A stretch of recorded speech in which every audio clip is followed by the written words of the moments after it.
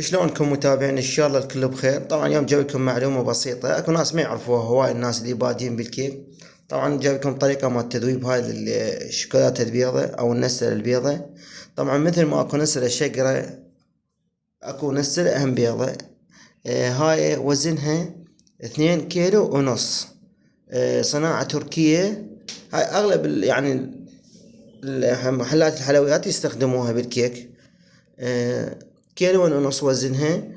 سعرها 11 ألف. أنا أشتريها طبعا من شورجة من سوق المطيبات.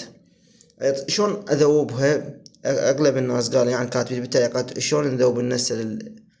مثل ذاك اليوم نشرت مقطع مال النسل الشغلة، قالوا البيضة شلون نذوبها. طبعا أول شغلة أكسرها، طبعا هي تجي قالب كامل حتى تقعد بالطاسة عندي. مثل ما جاي تشوفون أكسرها 4 أقسام 5 حسب، يعني كل ما تكسروها ناعم أحسن تذوب بسرعة يعني.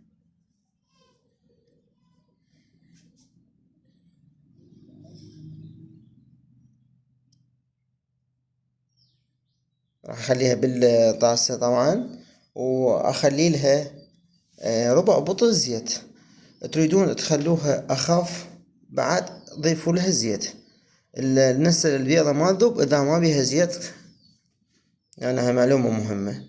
راح اخليها بالميكروويف مدة 4 دقائق. هسه طبعا الجو بارد، تحتاج 5 دقائق 4، لو بالصيف دقيقتين 3 كلش كافي لان هو الجو حار بالصيف.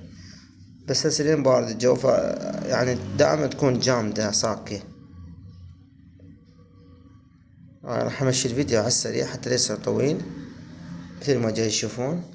طبعا الناس راح تسألني عن الميكروويف شنو صناعته. هذا صناعته LG، يعني هذا نوعية زينة، صار لي 2 سنين اشتغل بيه انا.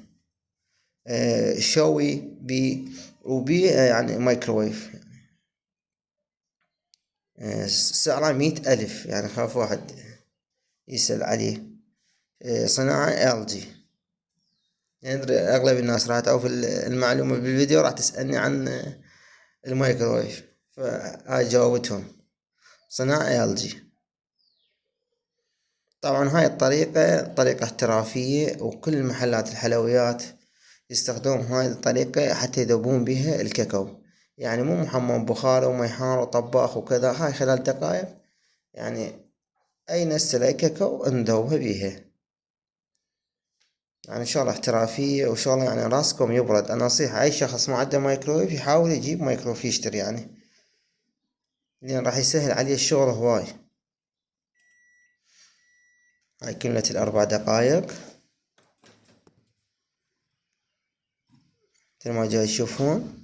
راح احركها بالسباتيلة، اخبطهم بالسباتيلة. اذا تحتاج عندكم بعد دقيقة عادي، يعني خلوها، يعني مو وقت ثابت.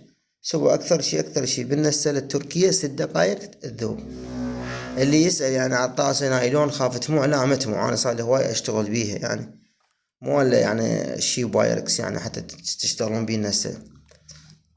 لان 6 دقائق مو هواي، مو حرارة عالية حتى تذوب الطاسة النايلون. انا صار لي يعني بالسنتين اشتغل بيها هاي الطاسة، يعني النايلون كله اشتغل بيهن. اذا تخلون شي حديد الطوق، يعني نصيحة لين وصل كهرباء من الجهاز. اي شي حديد يعني لا تخلون، نصيحة دائما استعملوا طاسة نايلون. يعني اي شي بلاستيك استعملوا عادي، بايركس عادي، بس لا تستعملون الحديد، يعني نصيحة خوية هاي، لان الجهاز يطق عليكم. هاي مثل ما جاي تشوفون 4 دقائق خليتها بالميكروويف. بالسباتيلة اخبطها صارت كاملة عندي. تريدون تخففوها بعد أكثر انتو بعد بكيفكم، خلوا لها زيت أكثر. أنا خليت لي كيلو وذني خليتها ربع بطل.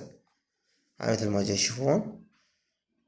طبعا هاي تنصب على القالب بالبيتي فور بالحلويات، تقدر تستخدموها، يعني الناس اللي تحب الشوكولاتة البيضة أو النستل البيضة. أنا راح أستعمل على القطع شلون الشكل أشخط بيها القطع. هاي مثل ما جاي تشوفون. هاي باو شلون هاي هواي استعملت، إن شاء الله أسوي فيديوهات هواي بعد عنها أشوفكم طريقة شغلها، شلون استخدمها بالتزيين. صار اسوي شلون الشخوط على الصاج هذا، اريد اقصه قطع حلو يطلع شلون الشكل 3D هيجي. دائما استعمل هاي النقشة انا، اصب كاكاو جوزي وارجع اصب ابيض. باعوا هذا الشكل النهائي. بعدين ارجع اقصها. هواي استعمالات، بس يعني الحمد لله اشوفكم الطريقة مال التذويب.